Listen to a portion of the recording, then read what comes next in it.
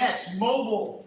If your website is not mobile, most social media, they're using the app, so it's automatically going to be mobile. But what about that next step from social media?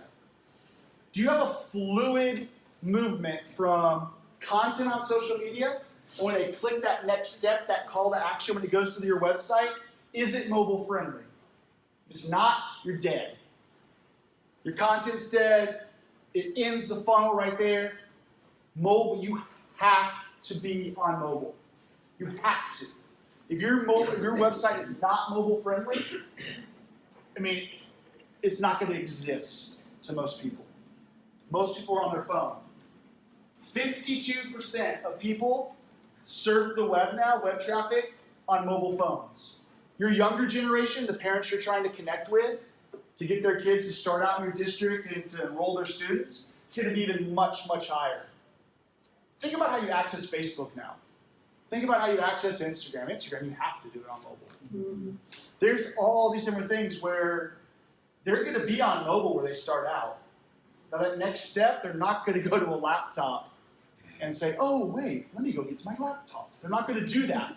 They're going to stay on their phone, and if your site does not work mobile, they can't find the stuff within 30 seconds they're looking for, they'll throw their phone and say, this school sucks. So make sure that your website is mobile friendly. Mobile, mobile, mobile. Because 70% of the media out there is consumed. Video, pictures and stories, 70% is consumed on mobile devices. If you're not set up for mobile, like I'm saying, see you later. Because guess what? Google is now penalizing SEO, search engine optimization. If your website is not mobile, it dings you in the search results. Most school districts are going to rank #1 in their community.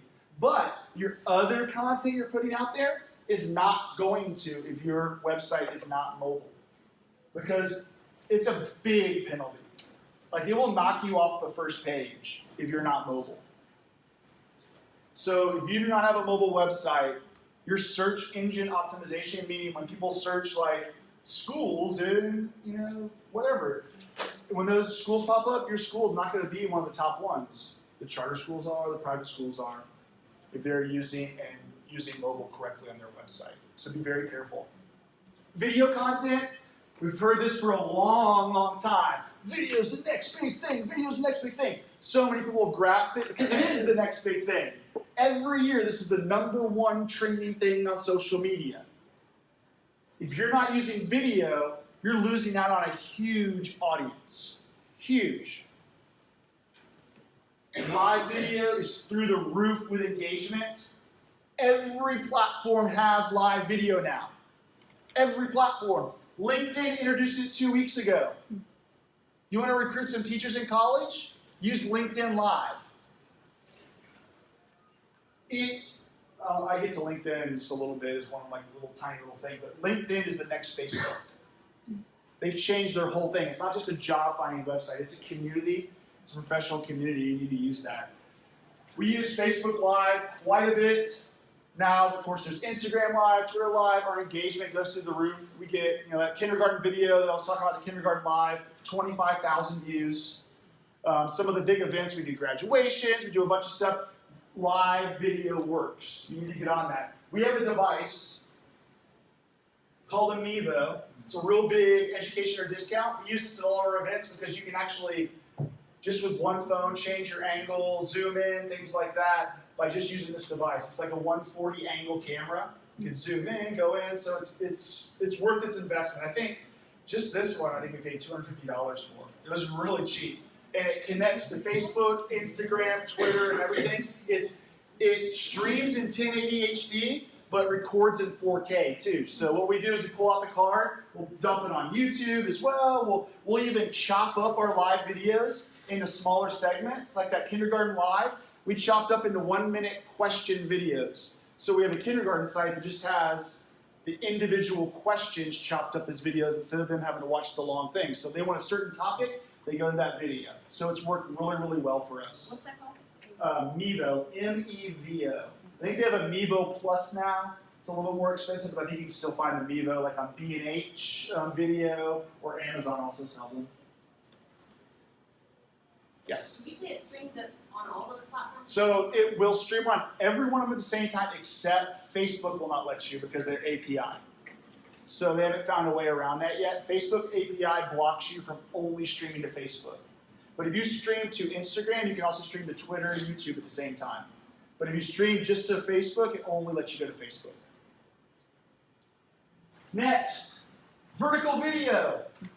I know for the past, 100 years, everyone's told you to hold your smartphone like this, right? Hold it like this.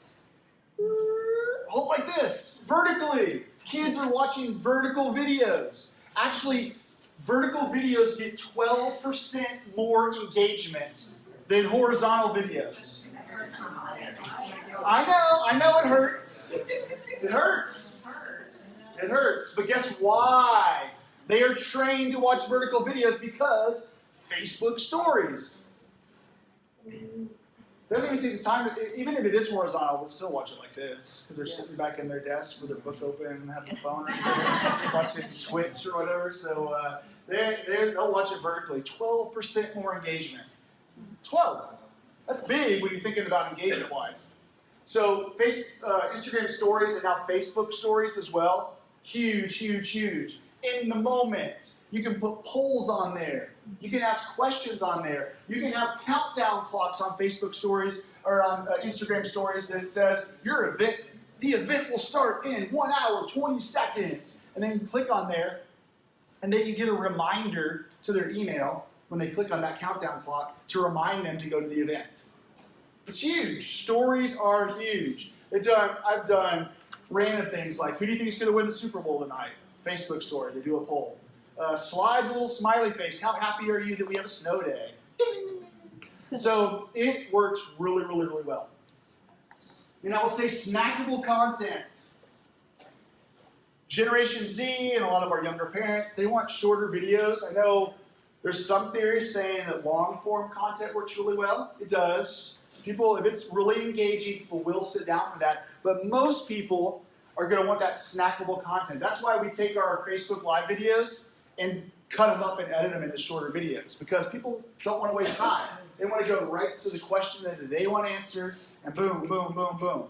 So you can take your one video and make 10, 20, 30, 40 different pieces of content from one of your videos and make it snackable so they can ingest it, take it, go away, and hopefully they're more willing to share it because they don't want their friend watching an hour-long video either.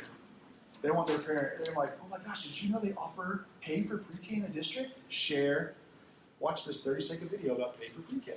So it's helpful content, and it's snackable content. It's a lot easier to share. It's a lot easier to convince someone to watch when it's short. And what I love about video marketing is you can remarket the heck out of videos on Facebook and Instagram. Did you know that if you're using Facebook advertising and you put out a big video about, let's say you have a science academy that's coming to high school, and 5,000 people watch that video. And let's say out of the 5,000, 1,000 people watched it to 80% completion. You can send an ad just to the people that watched 80% of your video and say, hey, I saw that you were really interested in this topic. Here's some more information about this science school. Or the people that only watched 10%. Hey, why'd you drop off? Did you know this is super exciting what we're having come to your school next year? You can get in with a different message. So you can actually remarket people that have watched your videos. It's huge. This is one of the big, I'm all for social media ads. I'm a big, big advocate. This is huge. Video's huge, so you're gonna get more engagement. You're gonna get a bigger audience. And then you can actually remarket people that have watched a certain percentage of your video. So you know exactly who's interested. You don't have to waste time sending out a bunch of stuff to everybody. Send it to the people that are hardcore interested in your program. It's unbelievable. And my last thing, the long tail. Chris Anderson used to write for Wired magazine. He has a book called The Long Tail. Basically what that means is, we're seeing Amazon do this quite a bit, but basically this is all the huge, just broad stuff. When we move closer down, this is more niche. You don't need to be just broadcasting everything. You need to drill down your content on social media and become more personal. Find those audiences that are really going to want to see your content and gear it towards them. Put it on the school sites it's going to be geared to, the Facebook sites, your Instagram if they have that. Really narrow down your audience. It needs, you're not going to be able to see this next slide, but it needs to get one-to-one. This is a one, this is a one. One-to-one as close as possible and become as personal as possible. If you have a bunch of concerned preschool parents, start a private Facebook group for preschoolers in the DFW area. Have them ask questions in that private group where they know high school parents aren't going to be in there, things aren't going to be in there. Then you can answer questions for them. You can drop videos in there about stuff that you're trying to promote, things like that. You can really drill down and not just broadcast. You can narrowcast to these specific groups. So Facebook groups is huge right now. Facebook is actually moving away. They want people to move away from pages, and they want to go into these groups because it's more personalized, because they make more money, because they can get more data about the people that are in those groups, right? So, but Facebook groups are very powerful. Your special ed department can have it. They can have special ed parents go in there to ask more private questions that they don't want the whole public to see. There's a lot of things you can do with Facebook groups because it makes it more personal. And then when your call to actions on social media, I'm still big on email marketing. If you have niche email marketing lists. So we did this thing for kindergarten, and we had a social media post, getting your kid ready for kindergarten, preparing your kid, a parent checklist. So we created this checklist for parents, and all they had to do is click on the social media ad, click here, and it took them to a landing page. Opt in to get the kindergarten milestone checklist. Everyone's like, oh, my kid's going to be top in that class. I'm going to download this sucker right now. And they're going to be working all summer, right? So they put their email, they're like, then, boom, hit the checklist. And we had personalized email lists for things like kindergarten parents, high school programs, middle school concerns. We had different things. We bought different, what they call lead magnets, to convince them to give us their email address, and we created niche email lists, and we sent out content that sort of looked like this for the kindergarten thing. You know, kindergarten program like no other. What's it look like in a classroom? We sent out that. Click CFB Kinder to go to more information. Here's a school locator. Do you know where your kindergarten is supposed to go to school? You've never been to the district, you need to find out. So we had different blog posts about how they can be successful in kindergarten. So we kept every week sending them more and more stuff on these niche email lists. And they continue to trust our district. They continued until the very last thing, you know, the 1, 2, 3, 4, 5, 6 time. Join our schools because we have the best kindergarten. The parents are like, yes, you do. You've given me all this information. You must have superstar teachers in your district. Of course I'm going to join. Boom, and I'm also going to share with all my friends. So niche lists work because it's more personal. You don't have to go through the clutter of removing all the people that don't need to see the message. These are the people that opted in to see these messages. It was all driven from social media. So as I finish up here, some of the things that I am going to use a crystal ball on, I did take my time machine. I think these are going to be the next hot topics in social media. First, customer service. I think in the next couple of years, a lot of businesses are doing this, but we're going to have almost a part-time or maybe even a full-time if you're a huge district, just answering customer service questions on social media. Now, I say this might not happen tomorrow, but in the next 5 years, this could definitely happen. Why? Because it's much easier to jump on Twitter, Facebook, Instagram, and complain about a company, and they will answer you in 30 seconds. I do not even call customer service anymore, because you have to wait online an hour. I don't email them. I complain on social media, and my problem is fixed in 30 seconds. People have that mentality. You're going to need someone that's going to have to monitor that customer service. Personalization, I already talked about. You need to get as personal as possible. There's a lot of cool programs they're developing to make this a reality. More personal, more personal, more personal. Virtual reality is going to be big. I could see, I don't have time to go tour the school. We'll put on your VR headset and tour the school through VR. Now, like I'm saying, it's not going to be tomorrow, but this could be something that could really work. Take them on a tour of the school. Have a parent put it on. What's a typical day in kindergarten look like? They could watch a whole kindergarten class if they wanted to. VR could be the next big thing. Voice search, I think this is going to be huge. I think districts need to jump on this. Amazon Echo has been the #1 seller the last 2 Christmases on Amazon. On all of Amazon, the last 2 Christmases, Amazon Echo. Alexa, what's the school lunch menu today? Your school lunch menu is da-da-da-da-da. Alexa, when's the snow day coming up? Your next snow day for CFBISD is da-da-da-da-da. Is there early release today? Yes, there is. So this is going to be huge. You creating voice skills, they're called, to inform your public, because they're going to be in every household coming up. Either it's going to be Google, Amazon Echo. These are going to be huge. Something to think about. Social media buying. There's really a limited time left to really jump on this. Companies are starting to jump on because they know traditional advertising is not working. The last couple of years, the auction has gone up a little bit for Facebook ads and Instagram ads. So jump on this now. If you're not using this, it's huge. I will get, for $15, I will get 30 people going to sign up for kindergarten thing. Will they complete the application? Not all of them, but a lot of them will go there. That's a huge ROI. Huge return on investment. Real life events, like in the moment, like I'm talking about, Instagram stories. And then Twitch. Does anyone know what Twitch is? Does your kids play Fortnite? Do they play, what's it called, Apex Legends now and all that stuff? So this is huge for students. If you want to hit up students, they are on there 20 hours a week watching other people play video games. Think if you had an influencer on there, or you did a small ad before one of the popular video games, and just target the DFW area for your ad. Young parents are on there. I think it's going to be huge. If anything, just secure a username for your district on Twitch. I'm telling you, in 5 years, you're going to be crying if you don't have a username. It's going to be huge. It's owned by Amazon, so think about that for a little bit. Twitch, Twitch, Twitch.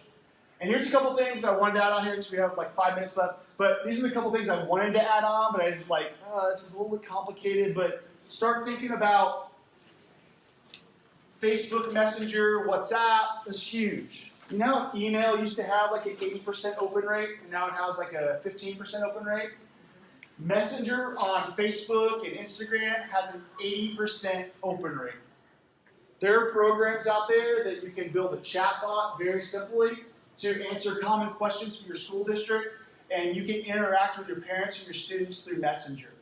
They open it because everyone likes that little ding, and they'll read it, so you can market to them that way. You can send them important information.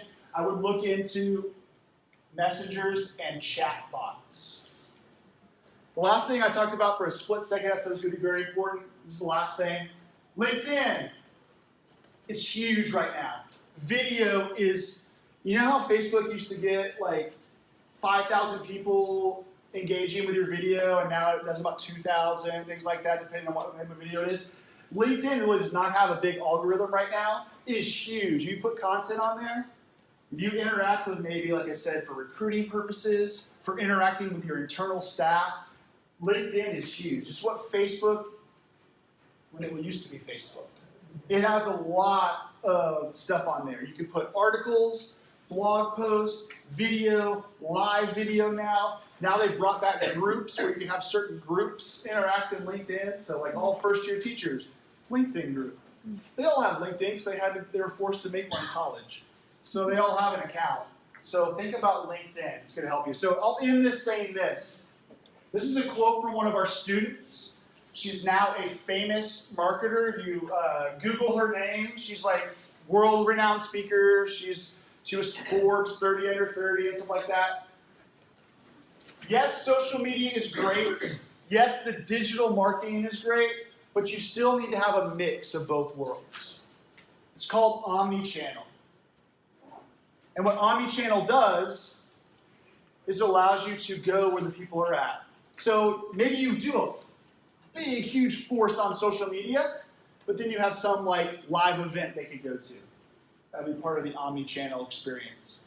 Or maybe you have a bunch of social media, and then print out this form and bring it to the event, and you can get a free t-shirt, and you can collect all that information and put it in your database, things like that. So there's room still for print, there's room for this kind of stuff. It's called Omnichannel.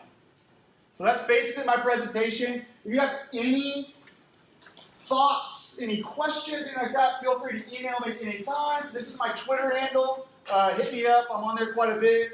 And this is my blog or my website. So please, if you have any questions, let me know.